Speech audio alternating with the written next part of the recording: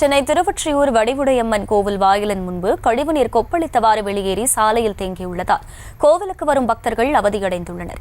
கூடுதல் விவரங்களை செய்தியாளர் பிரபு வழங்க கேட்கலாம். பிரபு, வணக்கம். இந்த நீரை அகற்றும் பணி தற்போது வரை மேற்கொள்ளப்படவில்லையா? அங்கு இருக்கக்கூடிய பொதுமக்கள் கூறுவது என்ன? வணக்கம்.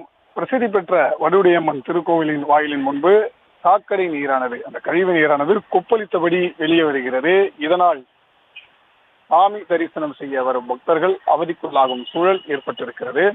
காலை முதலே பெய்து வரும் கனமழையினால் ஒரு புறம் மழை நீரானது தேங்கி இருக்கிறது. இந்த நிலையில் திருவொற்றியூர் பகுதி சன்னதி தெருவில் பிரசித்தி பெற்ற புகழ்பெற்ற ஆதிபுரீஸ்வரர் வடிவுடையம்மன் திருக்கோவில் அமைந்துள்ளது.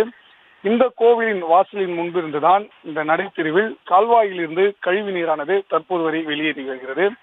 புகழ்பெற்ற இந்த கோவிலுக்கு செவ்வாய்க்கிழமையான இன்று அதிக அளவில் பக்தர்கள் சாமி தரிசனம் செய்ய வருவது வழக்கமாக இருந்த நிலையில் கோவிலுக்கு செல்லக்கூடிய அந்த நடை வீதியிலேயே தற்போது இந்த சாக்கடை நீரானது வெளியேறி வருகிறது. மற்றொரு புறம் இந்த கோவிலை ஒட்டி அருகாமையிலேயே கோவிலுக்கு சொந்தமான குளம் ஒன்று அமைந்துள்ளது.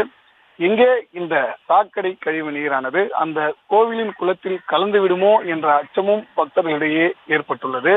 தொடர்ந்து இந்த சாக்கடை நீரை கடந்து தாங்கள் எப்படி கோவிலுக்கு செல்வது, எப்படி சாமி தரிசனம் செய்வது என்ற ஐயப்பாடும் அவர்களிடையே இருந்துள்ளது.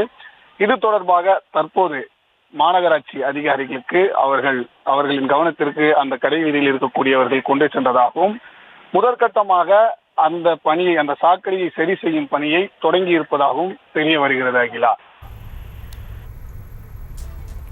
விவரங்களுக்கு நன்றி பிரபு.